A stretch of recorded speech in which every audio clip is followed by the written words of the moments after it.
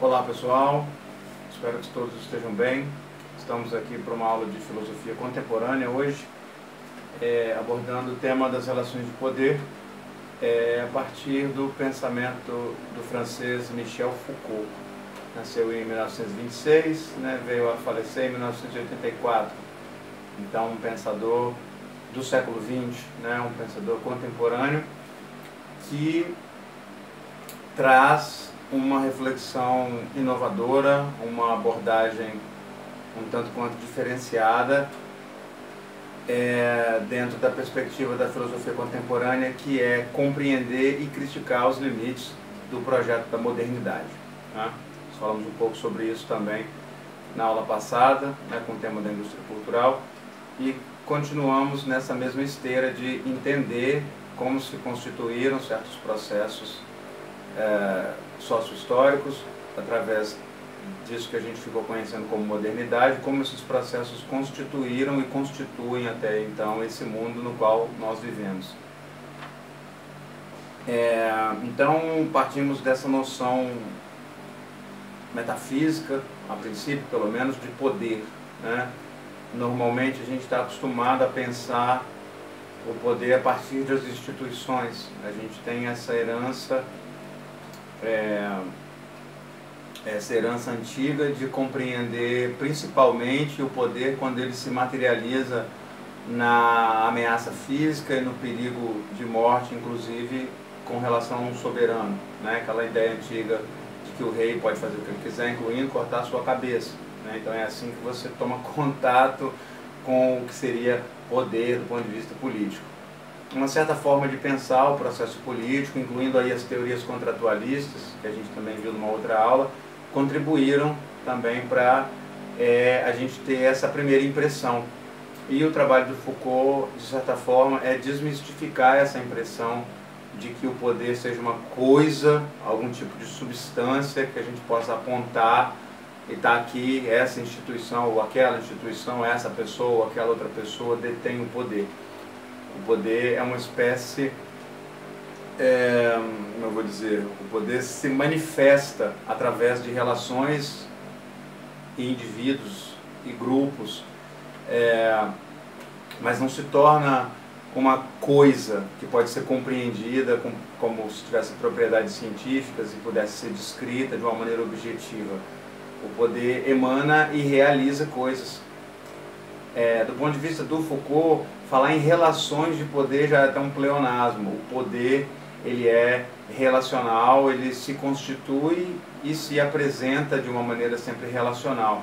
Então, antes de situarmos-nos historicamente e falar propriamente do poder na nossa sociedade, a gente pode fazer uma incursão, digamos assim, metafísica e pensar o poder no sentido geral, e pensar o poder como aquilo que sempre se manifesta quando os seres vivos se encontram, sobretudo seres vivos racionais, livres. Então, até de um ponto de vista natural, tudo que acontece a partir de um confronto de forças.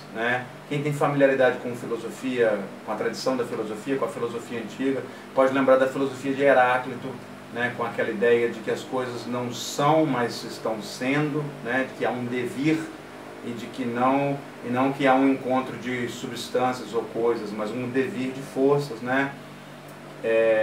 Aqueles que também são familiarizados com o pensamento de Nietzsche podem perceber também que há muitas afinidades com essa tentativa de dessubstancializar, de não entender como se fosse uma coisa, mas sim como o próprio processo da realidade. Então, se a gente encontra duas pessoas e tem uma grande e uma pequena, tem uma relação de poder instituída na hora que a gente precisar observar as pessoas segundo a estatura. As pessoas são sempre se encontram em relações específicas, onde um é menor, o outro é maior, um é mais importante, o outro é menos importante, um é mais rico, o outro é menos rico, um é mais forte, o outro é menos forte. Então, isso que o Foucault chama de poder é todo esse conflito, esse choque que acontece em todas essas relações. Se há um professor, há alunos, então há uma estrutura de poder né, uma estrutura se apresentando e garantindo a cada um desses um modo de participação, né? Então, numa aula, o professor fala, os alunos ouvem, o professor manda, os alunos obedecem, etc., né? Fazendo um reducionismo, né, de certa forma, mas para a gente poder entender que os lugares que os indivíduos ocupam, eles não são franqueados por essências, né, por verdades da eternidade, né? Os lugares que os indivíduos ocupam são franqueados pela forma como os indivíduos atuam nessas relações de poder, não é? Então, a gente pode partir dessa grande premissa mais metafísica, como eu falei, para tentar dinamizar um pouco a noção de poder, pensá-la de uma forma mais dinâmica mesmo, como movimento, como conflito de forças, onde tem indivíduos humanos, tem vontades diferentes, essas vontades, né, vão se chocar, e é desse choque que surge civilização, cultura, humanidade, né, desse choque. Então é o próprio poder, que é isso que o Foucault chama, né, esse choque, é o próprio poder que estrutura as sociedades, as culturas, as realizações, etc. A forma como esse poder acontece, né? Então, em certos momentos e para certos povos, as relações são mais ou menos amistosas, mais ou menos fáceis, né? Há conflitos entre as pessoas, há relações de poder, né, entre as pessoas, há relações de poder entre o homem e a natureza. Não existe um fora de relações de poder, não existe nenhum tipo de neutralidade possível, né? Não existe um indivíduo que não esteja submetido a essas relações, que são relações de sobrevivência também, de perpetuação da própria existência, etc. Tá? Então, isso tudo para dizer, de novo, que quando a gente compreende a partir do costume da filosofia política, a gente só pensa o poder institucional. E aí, se a gente for com essa chave de leitura, a gente vai ter problemas para entender o Foucault, porque ele está tentando pensar, então, esse poder que não dá para ver, né, mas que está ali nos choques, né, nas relações. É aquilo que se oculta quando as instituições se mostram, né? Então a gente tem instituições, a gente tem o Estado de Direito, a gente tem, né, o Poder Executivo, o Poder Legislativo, etc. Quando as instituições se mostram, os conflitos, né, os choques de vontades, de forças sociais que estão na base daquelas instituições se ocultam. Então eles precisam ser investigados, eles precisam ser descobertos pela razão, né, pela investigação, pela filosofia, pela ciência, etc. A partir dessa ideia, né, o Foucault projetou-se para tentar, então, investigar esse poder, e ele fez isso de duas perspectivas, né? A gente pode falar de uma coisa mais metodológica agora, assim, como que ele fez a filosofia dele, né? Ele procedeu de uma forma que ele chamou de arqueológica, que é um tipo de pesquisa historiográfica, com muita documentação, com muita base historiográfica, para descobrir de onde vêm certas relações, certas estruturas de poder. E ele também teve uma outra forma, um outro método, digamos assim, que ele chama de genealogia, a partir de uma influência do Nietzsche, né? Que aí ele quer investigar não de onde vem preteritamente, mas como nasce, como se mostra o poder nas relações que estão vigindo, né, na sociedade no tempo em que ele investiga.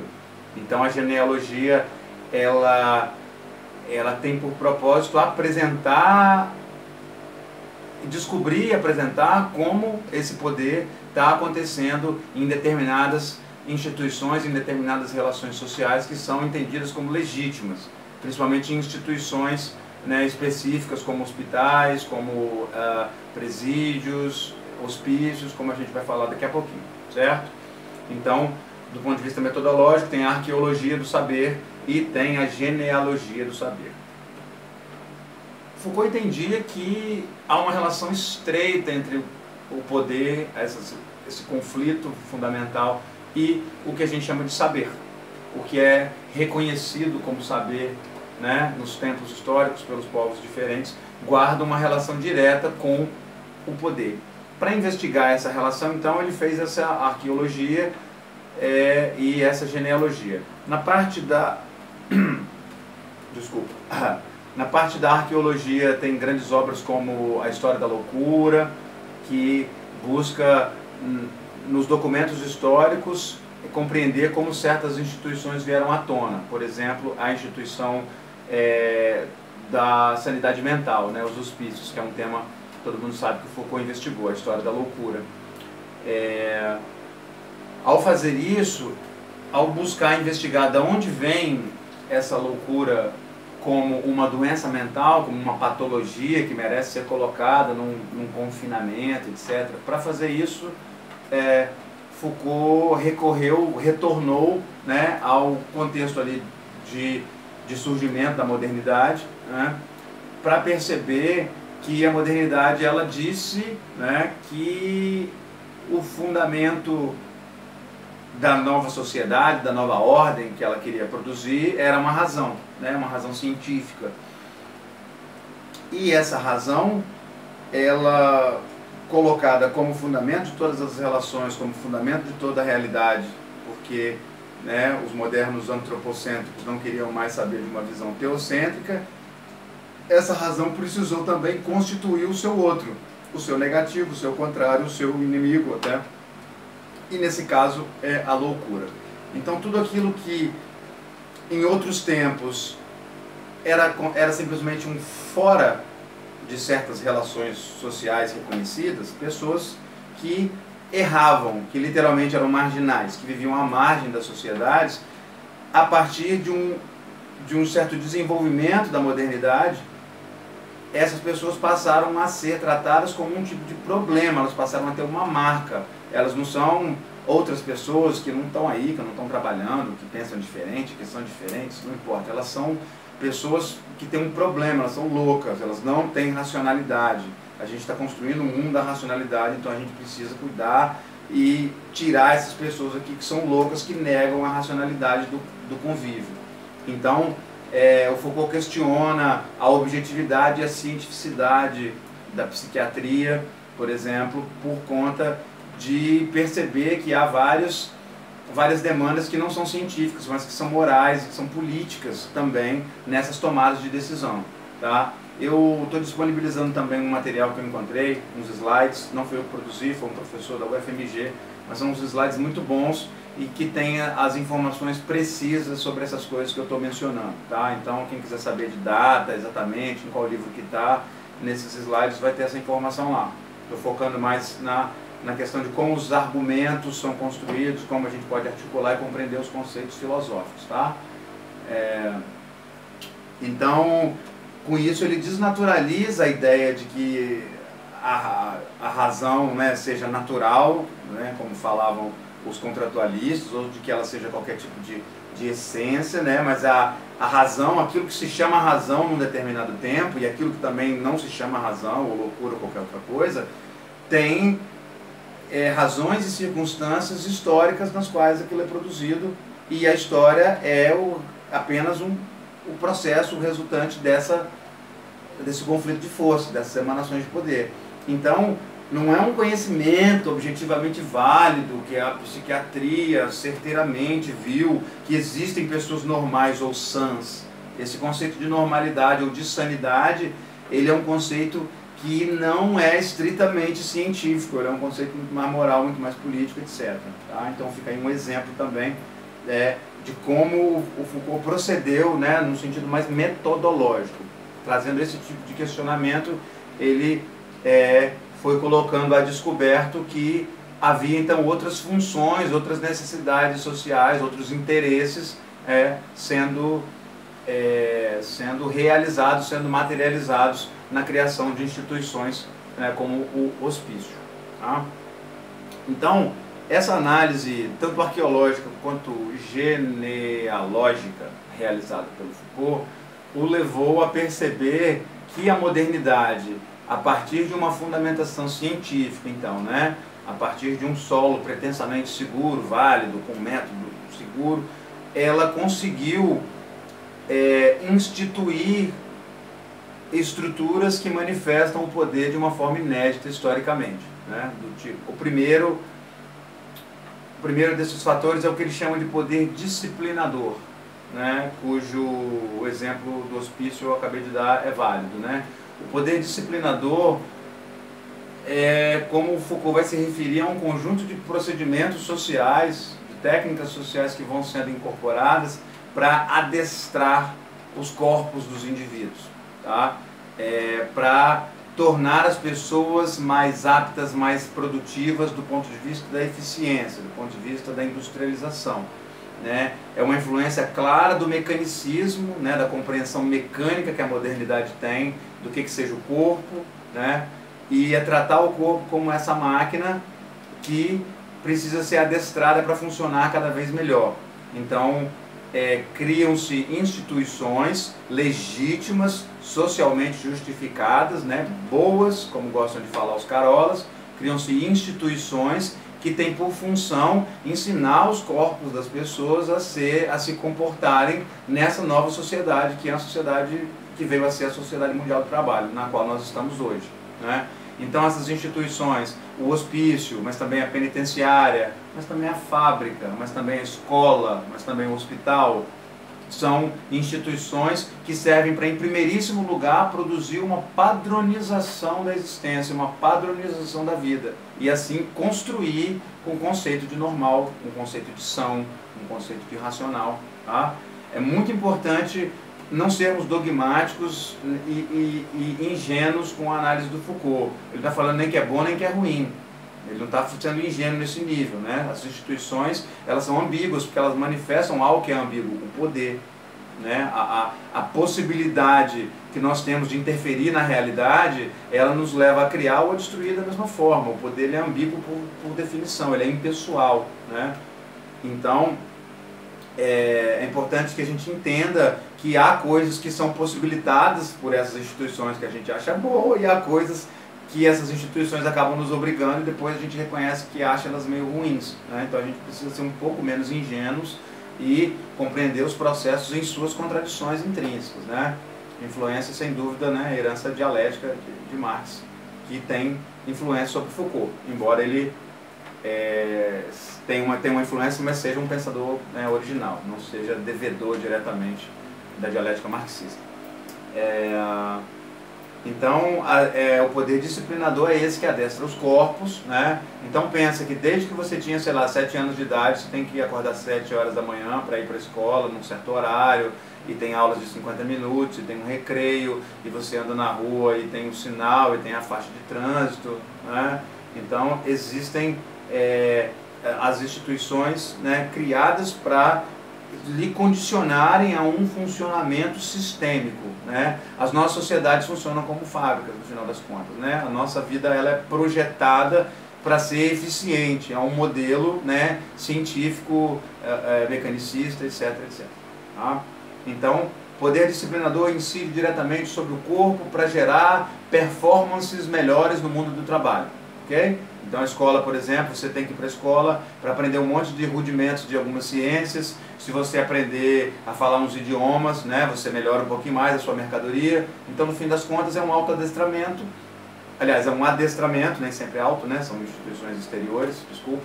Mas é um adestramento do corpo que acontece para validar a sua participação na sociedade. Quanto mais adestrado o seu corpo está, pela escola, pelo medo da delegacia e do presídio, pelo medo do hospício, pelo hospital, que também regula o que é saudável, o que não é saudável, o que pode, o que não pode, etc., produz uma vida padronizada, regulada, disciplinada.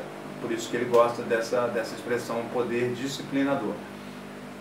Com um pouquinho mais de desenvolvimento histórico, aí a partir do século XIX, o Foucault percebe que vem o segundo polo, né, o polo complementar aí dessa, digamos assim, padronização, dessa ratificação da modernidade europeia, que é o que ele chama de biopoder, que é como vão se utilizar, de novo, de conhecimentos cientificamente fundamentados, né, de justificativas válidas de conhecimento, utilizando isso para incidir diretamente sobre a vida e sobre os comportamentos das coletividades. Então o biopoder é um poder que a ciência dá para as instituições políticas, de ter controle sobre os nascimentos, as mortes, né? de ter controle e informações cada vez mais precisas, né? sobre a vida interna dos indivíduos, né? Sobre os processos biológicos, fisiológicos que acontecem no corpo e incidir diretamente nesses processos. Então, hoje em dia é possível, graças, né, à ciência, é possível que se um país precisar, por algum motivo absurdo, esterilizar todas as mulheres, castrar todos os homens, fazer qualquer procedimento que incida em processos biológicos, esse poder já está instituído. Então esse é o biopoder. A gente está lidando muito com isso agora com a questão da pandemia, né? O conhecimento da vida e de como um determinado vírus mutante incide sobre ela vai criando poder na sociedade para controlar certos comportamentos. Tem que usar máscara, não tem que usar máscara, não pode mais estar junto, não pode mais estar separado, blá blá blá, né? Então, comportamentos sociais, né, são regulados, produzidos, controlados a partir de conhecimento científico, né, aplicado. Eu lembro de ter visto, logo que a China começou a sair de vez, né, das quarentenas e tal, eu lembro de ter visto informações sobre os novíssimos sistemas de segurança que eles estavam usando justamente para poder detectar mais cedo, né, se a pessoa está com alguma alteração e tal. E aí tem a coisa de medir a temperatura, mas tem vários outros exames assim, imediatos, né, a partir de uma pequena amostra de uma gotinha de sangue e tal. E aí o que a gente tem que se perguntar isso é bom de um certo ponto de vista da prevenção da saúde, mas isso dá para os governos, no caso o governo chinês, uma quantidade de informações sobre o indivíduo que nem mesmo o indivíduo tem. E se em outros momentos essa informação for usada para outras finalidades? Então, eu deixo para vocês né, o germe desse tipo de questionamento, né? Quando existem justificativas rápidas, como nesse momento que a gente está atravessando, não tem que fazer logo porque nós estamos em pandemia, não sei o que, nós temos que resolver o problema, é mais fácil ainda para os políticos passarem e empurrarem certas ideias absurdas que a gente não acha legal, né? Ou que a gente não acharia legal se a gente fosse consultado, porque a gente não é consultado quase nunca, né? Então é importante a gente ganhar com o pensamento do Foucault uma dosezinha de um ceticismo, uma certa desconfiança com o excesso de benevolência de certas medidas, né? São sempre medidas de controle, medidas disciplinadoras, medidas que muitas vezes se baseiam em conhecimentos que são válidos, mas para produzir efeitos políticos que talvez a gente não concordaria se a gente entendesse essa vinculação entre a verdade e a política, né? Então é esse tipo de ilusão que o Foucault quer desmascarar, né? O que a gente chama de verdadeiro, o que a gente chama de racional, o que a gente chama de certo, são construções, né, que emanam da história e emanam dessas relações de poder. Então, é característico da modernidade e da sua consumação no século XX, né? É característico o controle das populações, principalmente através do poder disciplinador e do biopoder. Tá? O biopoder ele é até mais eficiente para controle mesmo, enquanto o poder disciplinador ele tem uma dimensão mais formativa, né? O poder disciplinador ele incide na formação das subjetividades, né? O poder disciplinador está na escola, né? Está no hospital, então está na compreensão de que o cara tem do que ele vai fazer, que a pessoa tem, né? Do que ela vai fazer, de onde ela vai aprender coisas úteis para ela fazer na vida dela, etc. Né? Vai do lugar que diz para ela quando que é saudável, quando que não é saudável, né? Então incide na formação mais elementar do indivíduo e é por isso que é tão grave que se desvele esse tipo de vínculo, que se mostre, né, que cada instituição pública, cada ato político, ele é a superfície de relações de poder subjacentes e essas relações não são tão fáceis de se desvelar, né? São jogos de interesse e, obviamente, muitas vezes incluem pessoas extremamente poderosas que não estão a fim de ser descobertas, né? Então, é importante que a gente possa ganhar esse tipo de informação a partir da reflexão do Foucault, ok?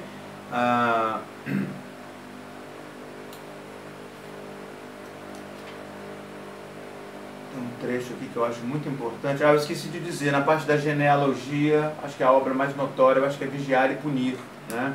Lembrei. Vigiar e Punir tem um trecho onde o Foucault, desculpa, eu lembrei do Bentham, que eu vou falar agora.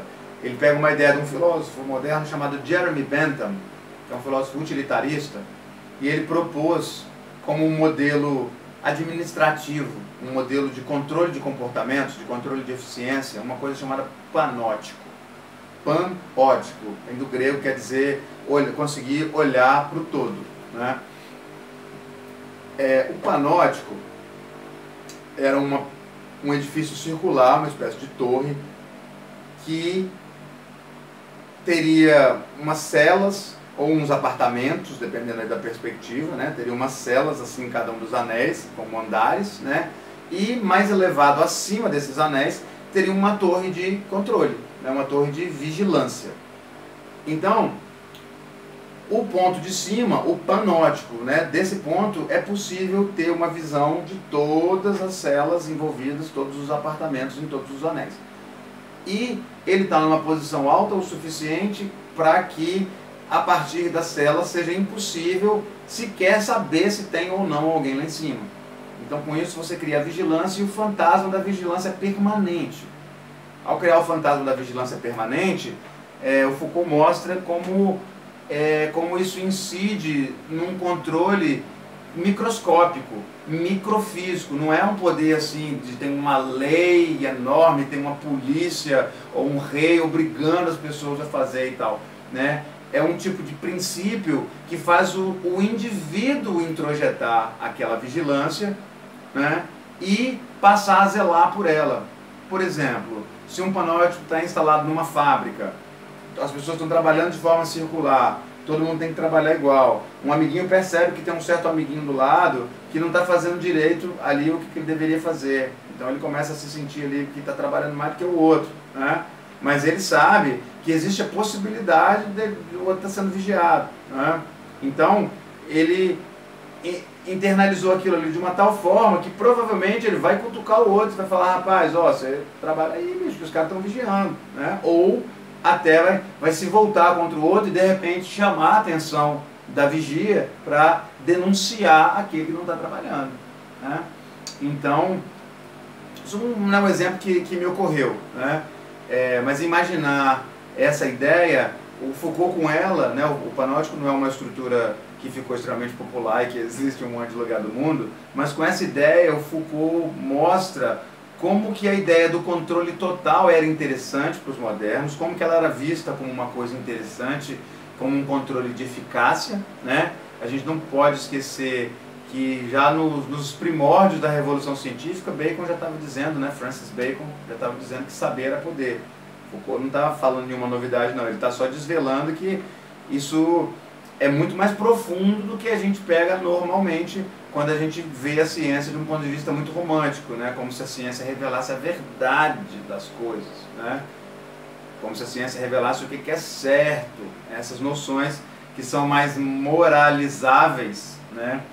Elas se acoplam, né, a noções mais epistemológicas, né? Juízos mais científicos. Então, estava no panótico, exatamente. Então a ideia do panótico serve para o Foucault ilustrar para nós que esse princípio da vigilância permanente, ele ficou na nossa sociedade. Se você ainda não lembrou disso que eu vou falar agora, na próxima vez que você entrar num elevador, num prédio, você vai ver que tem uma câmerazinha. Ou você passa numa certa rua, entra num estabelecimento, entra num banco, quase todos os lugares que você vai tem câmera, tem chance de você se deparar com sorria, você está sendo filmado. Em muitos casos a gente sabe que essas câmeras não estão gravando, ou não estão sendo filmado, mas como é que você pode arriscar? Vira e mexe a gente ouve falar de coisas que são resolvidas, de crimes que foram solucionados porque alguém foi gravado pela câmera de segurança. Então, né, eu estava falando das ambiguidades das instituições de poder, né? Então é importante a gente entender como que o Foucault estava tentando explicar, do ponto de vista arqueológico, como que esse poder alcançou esse nível de estar introjetado nas subjetividades como ele já está, né, no século XX, né? E do ponto de vista genealógico, perceber quais são as instituições que materializam esse poder, né? Mesmo que em muitos casos essa materialização se pareça e se mostre até como uma coisa boa, né? Como eu falei, da importância de não dormir para as contradições, para as ambiguidades que são próprias dos processos humanos. sempre haverá conflito. Foucault acha uma ingenuidade imaginar que existe um estado de ausência absoluta de conflitos, de que esse estado seja realizável, alcançável, né, e que isso seja algum tipo de paz política, etc. Não, né? O que ele é contra é exatamente a ideia de que um conceito de bem, de certo, de verdadeiro, de normal, de qualquer coisa dessas, que foi cunhado há 200 anos atrás por pessoas que eu nunca vi, que trabalhavam de uma forma que eu não sei como era, que viveram num lugar onde eu não sei qual era, que esses conceitos tenham poder sobre a minha existência hoje. Esse é o grande questionamento do Foucault. Isso me leva para o último ponto, né, do pensamento dele, inclusive de uma perspectiva biográfica, né, que é quando ele se volta mais para as reflexões éticas.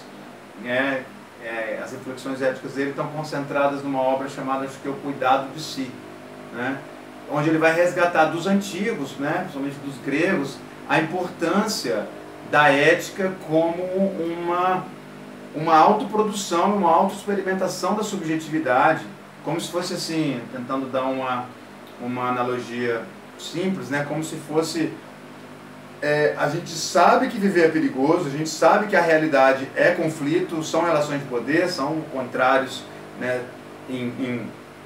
em um movimento ali de uma certa luta, como dizia o Heráclito, a gente sabe disso, mas a gente é o bicho que é livre, ou seja, a gente é o bicho que conscientemente quer de vez em quando poder botar o dedo na tomada. Quando a gente coloca o dedo na tomada, a gente se depara com as relações nas quais a gente está inserido.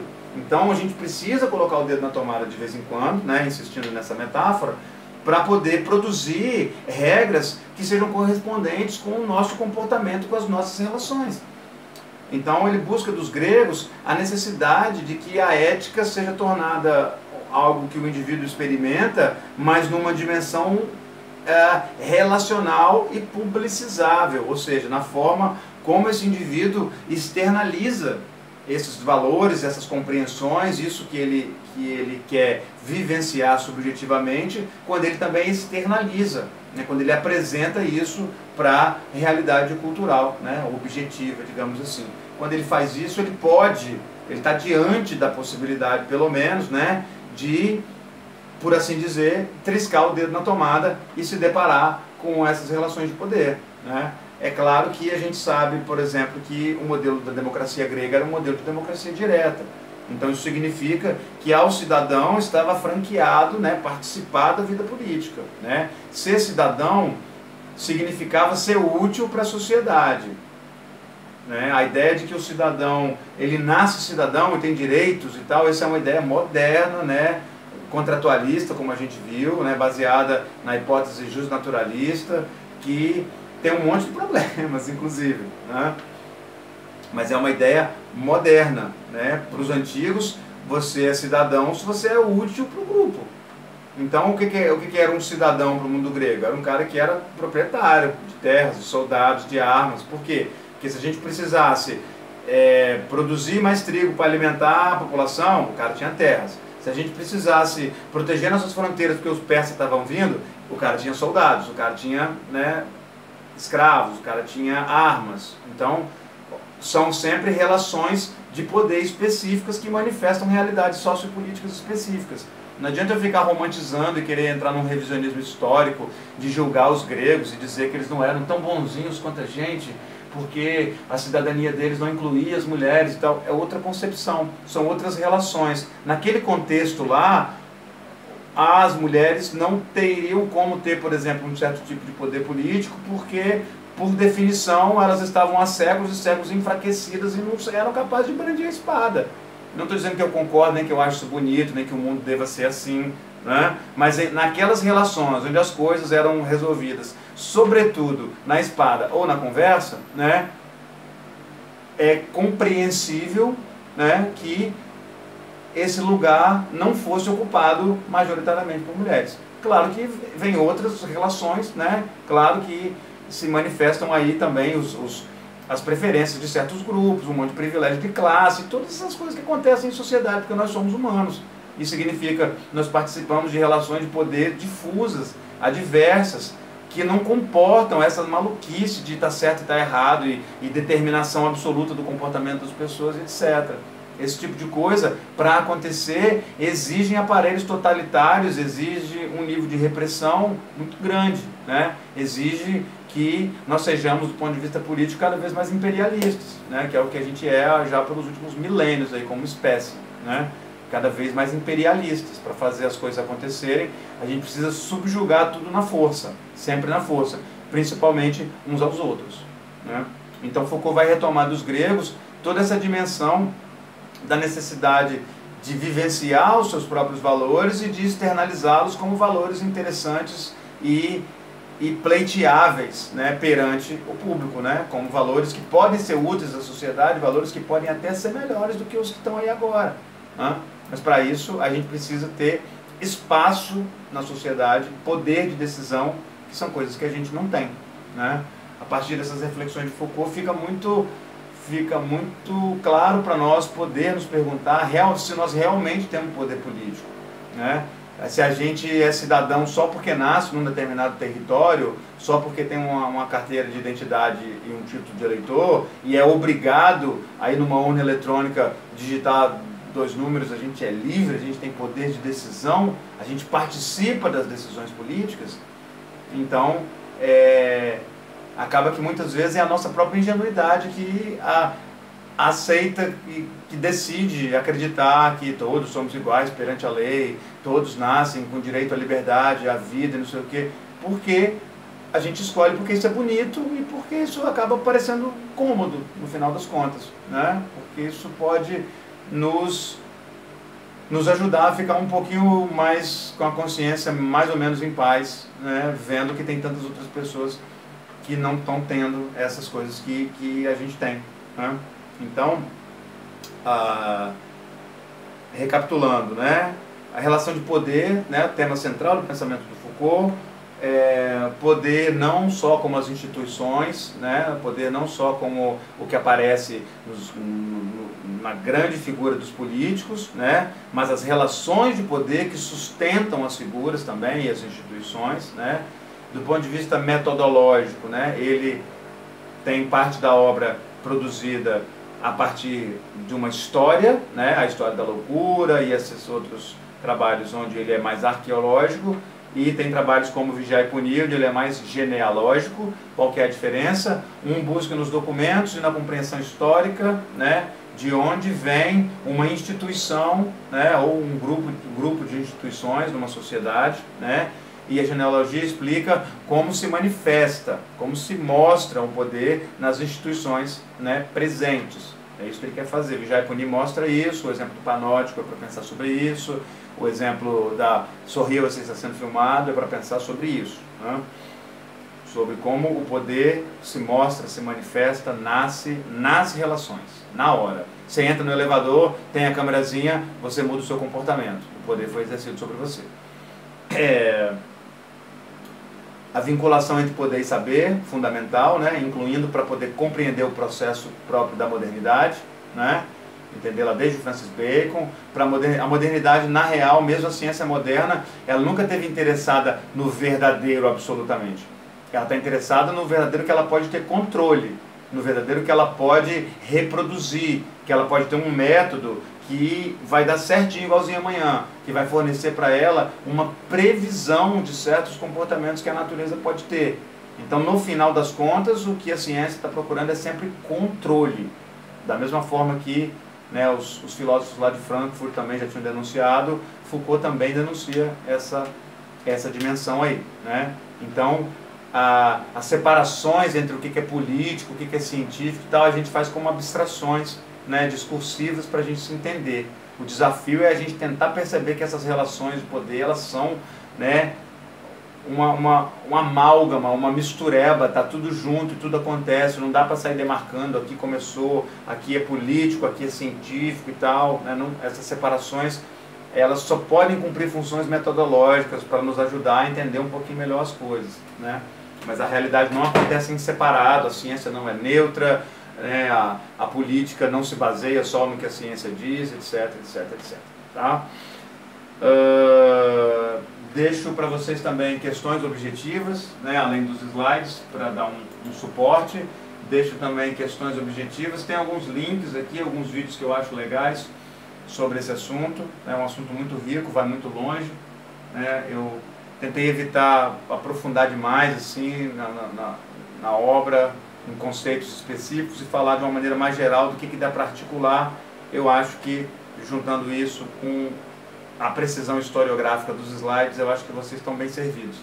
A primeira questão aqui que eu vou ler é uma questão que caiu no Enem de 2010. Tem um trechinho de um texto do Foucault que se chama Em Defesa da Sociedade. Diz assim, ó: a lei não nasce da natureza, junto das fontes frequentadas pelos primeiros pastores. A lei nasce das batalhas reais, das vitórias, dos massacres, das conquistas, que têm sua data e seus heróis de horror. A lei nasce das cidades incendiadas, das terras devastadas. Ela nasce com os famosos inocentes que agonizam no dia que está amanhecendo. Isso é de 76. O filósofo Michel Foucault, século XX, inova ao pensar a política e a lei em relação ao poder e à organização social. Com base na reflexão de Foucault, a finalidade das leis na organização das sociedades modernas é... Então, a finalidade das leis. Primeira, combater ações violentas na guerra entre as nações. Hein? Coagir e servir para refrear a agressividade humana. Uma visão bastante moralista, bastante ordeira, tá vendo? Tem gente que acredita nisso aqui. As leis existem para, essa ideia meio robesiana, né? Para acalmar a nossa natureza, porque a gente é muito mal, blá blá. C. Criar limites entre a guerra e a paz praticadas entre os indivíduos de uma mesma nação. Hein? Eu nunca falou nada disso. Limites entre a guerra e a paz praticadas entre os indivíduos de uma mesma nação. D. Estabelecer princípios éticos que regulamentam as ações bélicas entre países inimigos. Imagine só se alguém tem ética hoje em dia, né? Os Estados Unidos assassinaram o Suleiman lá na embaixada lá de Bagdá com um drone. Que ética que tem de guerra, pelo amor de Deus, né? E a letra E. Organizar as relações de poder na sociedade entre os estados. Então, quer dizer, é uma questão bastante simples, né? Mas que tem essa situação que é bem legal. Vale a pena vocês lerem ela com carinho para se acostumarem com a forma própria do Foucault, né? de escrever, de argumentar. Então essa letra E que é a correta, né? Deixa eu escolher mais uma aqui. Quanto tempo eu tenho? Dá para falar mais uma. Vou escolher mais uma para falar para vocês, só um instantinho.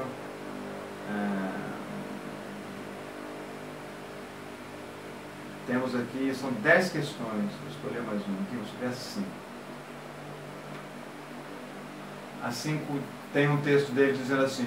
inclusive é um texto dele de uma conferência que ele falou no Brasil. Ele ficou muito amigo do Roberto Machado, ele veio no Brasil várias vezes, o Foucault.